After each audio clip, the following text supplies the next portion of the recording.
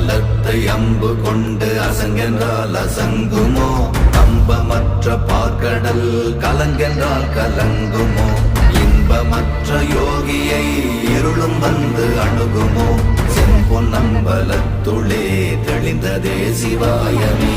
ஓம் நமச்சிவாய ஓம் ஓம் நமச்சிவாய ஓம் நமச்சிவாய ஓம் ஓம் நமச்சிவாய ஓம் நமச்சிவாய ஓம் ஓம் நமச்சிவாய ஓம் நமச்சிவாய ஓம் ஓம் நமச்சிவாய.